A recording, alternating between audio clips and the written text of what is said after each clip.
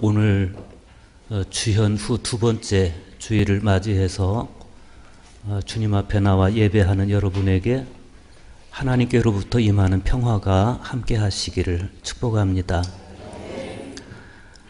지금 우리 교회의 표어 그리스도인의 미와 완전 이라는 그 표어를 주제로 해서 지금 계속 말씀을 나누고 있습니다. 하늘에 계신 너희 아버지의 온전하심과 같이 너희도 온전하라. 이 말씀을 토대로 해서 1월 첫째 주에는 칭의에 대해서 말씀을 드렸고, 그리고 1월 둘째 주 지난주에는 신생, 거듭남에 대해서 말씀을 드렸습니다. 존 웨슬리는 그리스도인이 단계적으로 진보해서 완전에 이르는 그 과정을 칭의, 믿음으로 의롭다함을 얻는 칭의로부터 시작해서 신생, 즉 거듭남, 그리고 성화를 통과해서 완전으로 가는 이 과정으로 인식을 했습니다. 이것은 동방의 교부였던 마카리우스와도 같은 맥락입니다. 하나님의 은혜는 인간을 점진적으로 성화시켜서 아버지의 온전하심과 같이 너희도 온전하라 하신 예수님의 당부대로 우리를 그리스도인의 완전 혹은 그리스도인의 완덕에 도달하게 하시는데, 그 과정에서 그리스도인의 아름다움이 아주 품위 있게 그리고 절제 있게 드러납니다. 우리가 지난주에 생각해 봤던 거듭남, 즉 신생은 웨슬리에 따르면 성화의 문, 즉 성화의 입구입니다. 그러니까 거듭남을 통해서 성화에로 접어든다. 신생이, 그러니까 거듭남이 성령으로 거듭나는 결정적이고 순간적이고 초자연적인 사건이라면, 다시 말하면 거듭남이 위로부터 오는, 하나님께로부터 오는 사건이라면, 성화는 그리스도의 장성한 분량의 충만함에 이르기까지 느린 속도로 성숙해가는 과정이다. 그러니까 웨슬리는 신생의 결정성, 즉 순간적인 요소와 성화의 과정, 즉 점진적인 요소에 주목하고 있습니다. 그런데 이건 웨슬리만 그렇게 생각한 것이 아닙니다. 장로회를 창시하신 존 칼빈 역시도 성화를 굉장히 중요하게 생각했습니다. 칼빈은 개신교회는 선행을 간과하고 믿음만 강조한다, 혹은 칭의만 강조하고 선행은 무시한다라고 하는 가톨릭의 비판에 맞서서 이렇게 말합니다. 우리는 믿음으로 그리스도를 붙잡고 그와 함께 연합함으로 이중 은혜를 받는다. 첫 번째, 은혜에 의해서 하나님의 자비로 믿음을 통하여 값없이 의롭다함을 얻는다. 둘째는 그리스도의 영에 의하여 성화됨으로 우리는 흠없고 순결한 생활을 신장하고 촉진할 수 있게 된다. 그러니까 동방교회와 서방교회를 비롯해서 감리교회도 장로교회도 성결교회도 개신교 신앙은 한결같이 구원의 여정에 있어서의 성화를 굉장히 중요하게 여기고 있다는 겁니다. 성화가 뭐냐? 성화는 한마디로 정의하면 거룩하게 되는 것입니다. 거룩하게 되는 것. 다른 표현으로는 예수 그리스도의 마음을 품는 것, 그렇게 정의할 수 있어요. 빌립보서 1장 6절에서 사도 바울은 이렇게 말씀합니다.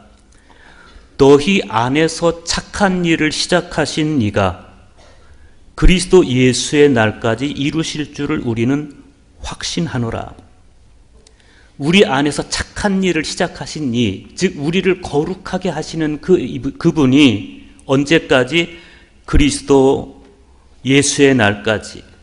여기서 그리스도 예수의 날이라고 하는 것은 주님 오시는 날, 혹은 주님이 오신 우리를 심판하시는 그날을 이야기하는 겁니다. 그러니까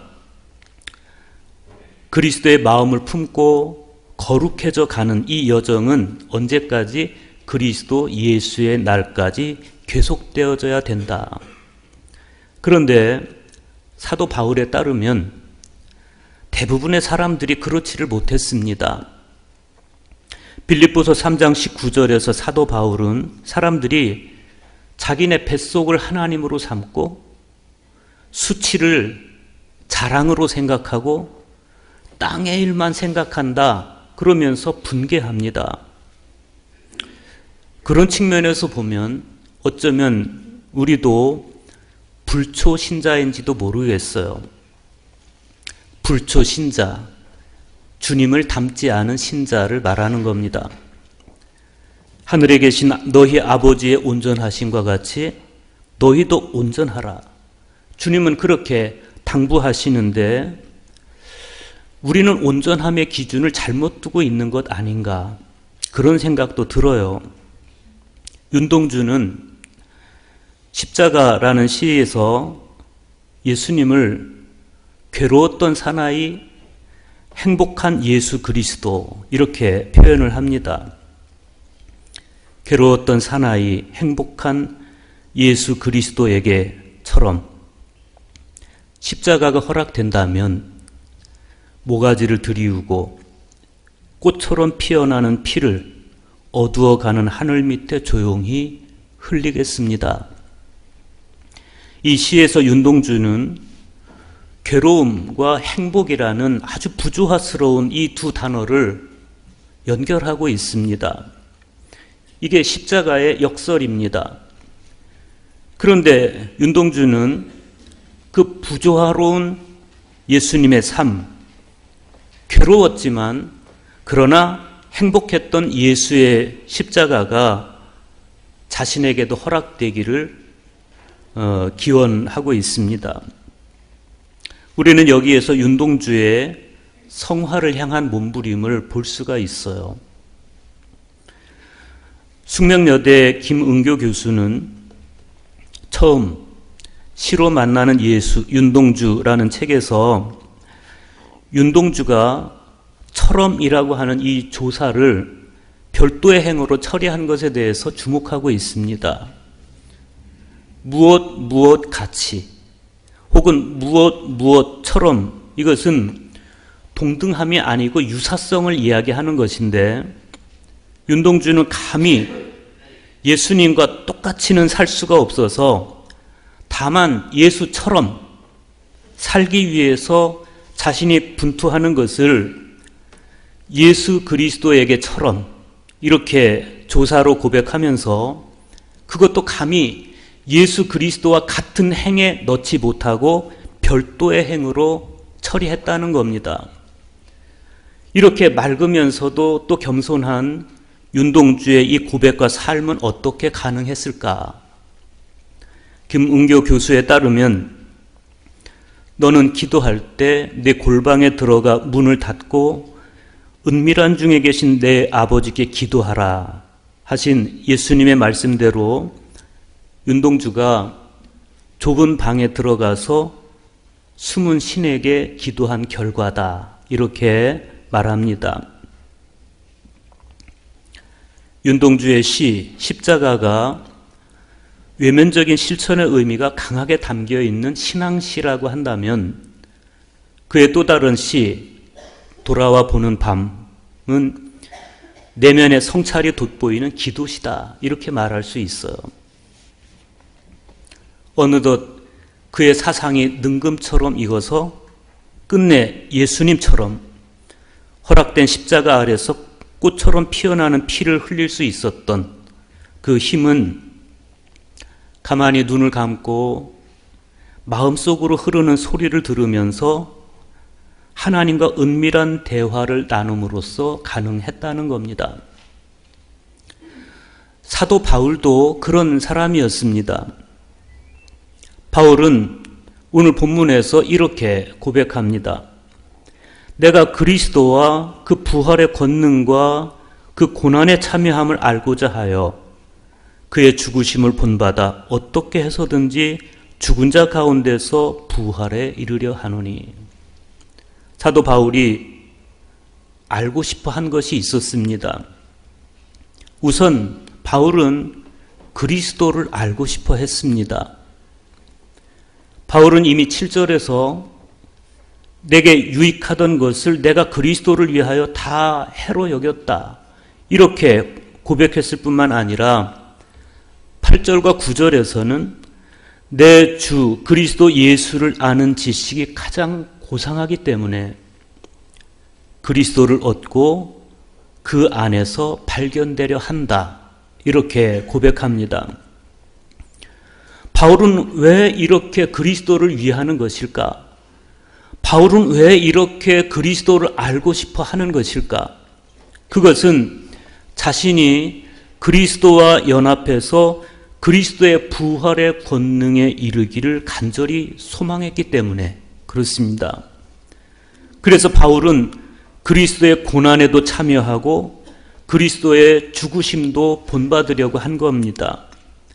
그 소망이 너무나도 컸기 때문에 바울은 그리스도를 제외한 나머지를 다 배설물로 여기고 오로지 그리스도에게 전념할 수 있었습니다. 그리스도를 향한 뜨거운 믿음이 바울을 성화의 삶으로 이끌었던 것입니다. 그런 의미에서 칭의, 믿음으로 의롭다함을 받는 것과 거듭남과 성화, 이것은 각각의 다른 언어가 아니에요. 이것들은 서로 긴밀하게 연결되어 있는 것이고, 거룩한 믿음에서 거듭남이, 그리고 거듭남에서 거룩한 삶이 연결되는 것입니다. 그런데 바울의 계속되는 고백은 이렇습니다. 내가 이미 얻었다 함도 아니요 온전히 이루었다 함도 아니라 오직 내가 그리스도 예수께 잡힌 바 된 그것을 잡으려고 달려가노라. 바울은 분명 회심을 통해서 자신의 삶의 목표를 새롭게 설정한 사람이고 그 목표를 이루기 위해서 지금까지 달려온 사람입니다. 누가 봐도 사도 바울은 자기 신앙의 목표를 이룬 사람입니다. 그런데 정작 자신은 나는 아직 목표를 이루지 못했다고 말하고 있습니다. 바울은 자신이 그렇게 바라던 그리스도를 아는 것에도 아직 도달하지 못했고, 그리스도가 살아냈던 부활의 권능이 있는 삶에도 나는 아직 도달하지 못했다고 고백을 하고 있습니다. 우리가 이 바울의 고백에서 보게 되는 게 무엇입니까? 이미 도달한 현재의 상태와 아직 도달하지 못한 목표 사이의 긴장감과 갈등입니다. 나는 아직 불완전하다는 거예요. 그래서 바울은 자신이 열망하는 그리스도인의 완전에 도달하기 위해서 나는 지금도 달려가고 있다고 그렇게 고백하고 있습니다. 13절과 14절 보십시오. 형제들아, 나는 아직 내가 잡은 줄로 여기지 아니하고 오직 한 일, 즉 뒤에 있는 것은 잊어버리고 앞에 있는 것을 잡으려고 표대를 향하여 그리스도 예수 안에서 하나님이 위에서 부르신 부름의 상을 위하여 달려가노라. 사도 바울의 시선은 오로지 표대에 고정되어 있습니다. 바울은 그 표대를 향하여 그리스도 안에서 달려가고 있습니다. 바울은 이 달려감을 통해서 믿음으로 말미암은 의를 완성해 가고 있는 것입니다. 이렇게 의지로서 그리스도인의 완전을 향해서 달려가는 삶을 수도원 전통에서는 수덕 생활이라고 이야기를 합니다. 수덕이라고 하는 것은 덕을 닦는다 이런 뜻이고, 여기서 말하는 덕은 맑고 밝고 깨끗하고 고요하고 착하고 아름답고 부드러운 그런 마음가짐을 이야기하는 겁니다. 그런 마음가짐으로 지어가는 행실, 그런 마음으로 살아가는 삶, 이것을 수덕생활이다 그렇게 말해요.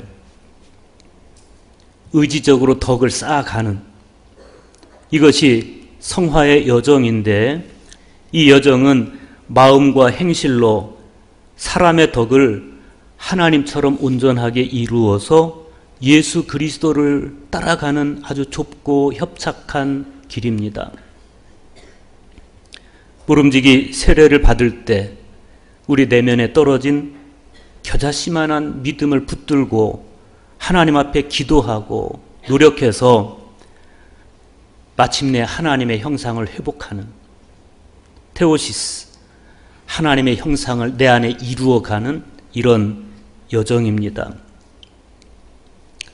창세기에 등장하는 요셉이라는 사람을 우리가 생각해 볼 수 있습니다. 요셉은 형들에게 살해의 위협을 받습니다.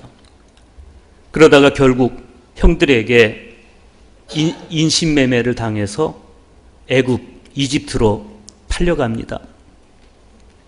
그런데 성경은 형들에 대한 원한과 복수심으로 불타 있어야 할 이 요셉의 삶을 그렇게 어둡게 그려내지를 않습니다.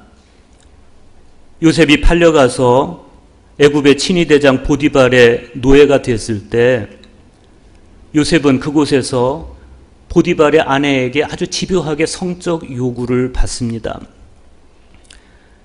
이때 요셉의 말이 이렇습니다.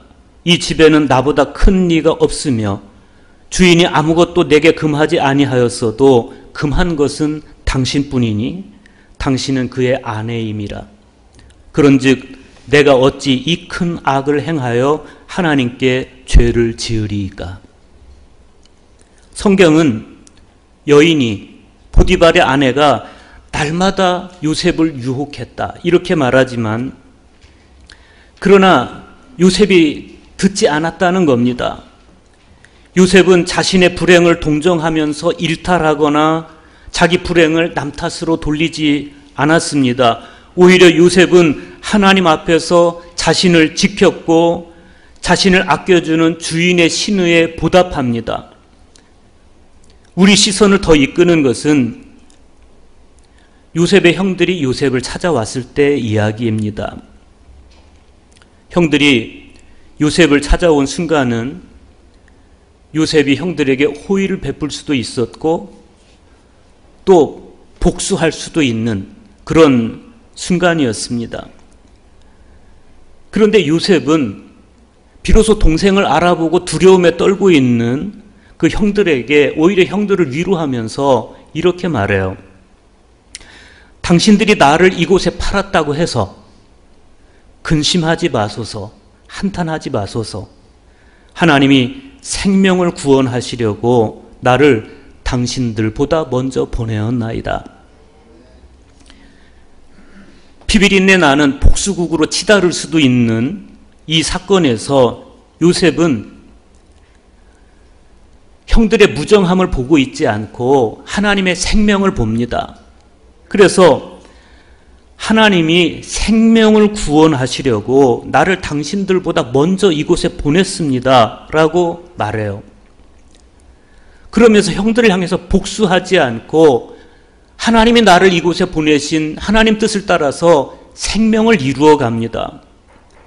이런 의미에서 그리스도인의 성화는 믿음으로 맺히는 열매가 분명한 것입니다. 믿음이 아니라면 요셉과 같은 이런 고백이 가능하지 않은 겁니다.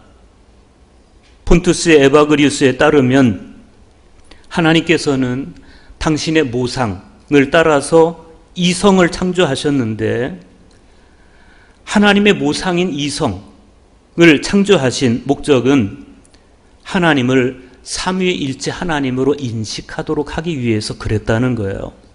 그러니까 에바그리우스 폰티쿠스에 따르면 사람은 하나님을 영감으로만 인식하는 것이 아니라 이성으로도 인식할 수 있는 능력을 하나님이 주셨다는 것입니다. 그래서 건강한 이성으로 하나님의 뜻을 헤아리고 헤아려진 하나님의 뜻을 따라서 거룩하게 살아갈 때 하나님께서는 하나님께서 온전하신 것처럼 우리도 온전하게 하신다는 거예요. 마태복음 8장에 보면 예수님께서 가버나움에 가셨을 때 한 백부장이 나와서 예수님께 이렇게 간구합니다. 주여, 내 하인이 중풍병으로 집에 누워 몹시 괴로워하나이다. 우리는 이 백부장이 예수님을 대하는 태도, 그리고 백부장이 자기 하인을 대하는 이 태도를 보면서 이 백부장이 어떤 사람인지를 알 수가 있습니다.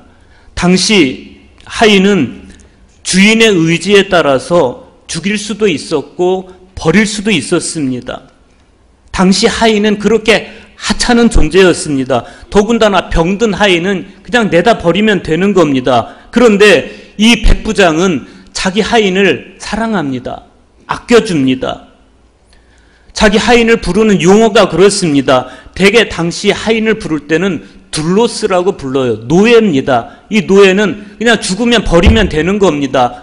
팔아봤자 소 한 마리 값밖에 되지 않습니다. 그런데 이 백부장은 자기 하인을 파이스라고 불러요. 파이스는 아들이란 뜻이에요. 아들. 하인이기도 하지만 아들이기도 한. 그러니까 이 백부장은 자기 하인을 그냥 소모품으로 본 게 아니라 아들로 여겨서 아껴줬다는 거예요. 이 사람의 인격이 돋보이지 않습니까? 이게 성화된 사람의 모습인데, 그런데 이어지는 말씀에 보면 예수님께서 곁에 있는 사람들에게 이 백부장을 칭찬하면서 이렇게 말씀하십니다. 이스라엘 중 아무에게도 이만한 믿음을 보지 못했다. 저 같으면 이스라엘 사람들 중에서 이렇게 인격적인 사람을 보지 못했다, 이렇게 말할 것 같은데 인격이라고 말하지 않고 믿음이라고 이야기합니다. 이만한 믿음을 보지 못했다. 여러분, 믿음과 성화는 다른 이야기가 아닙니다. 믿음에서 성화가 이루어지는 겁니다. 믿음에서 인격도 이루어지는 것입니다.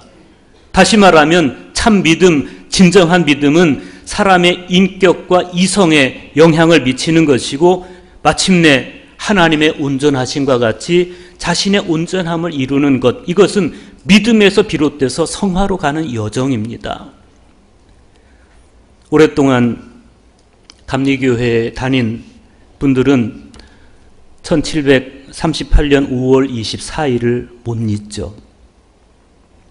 웨슬리의 일기를 통해서 우리는 그날 웨슬리의 심령 속에서 벌어졌던 하나의 사건을 알고 있어요. 웨슬리의 일기를 보면 이렇습니다. 저녁에는 별로 마음이 내키지 않은 채 올더스케이트가에 있는 어느 모임에 갔는데 거기서 한 사람이 루터의 로마서 주석의 서문을 읽고 있었다.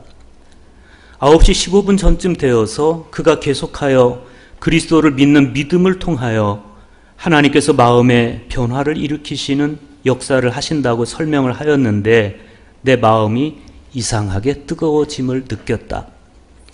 나는 구원을 받기 위하여 그리스도를 오로지 그리스도만을 믿는다고 느꼈다. 뿐만 아니라 주께서 내 모든 죄를 씻으시고 나를 죄와 사망의 법에서 구원하셨다는 확신이 생겼다.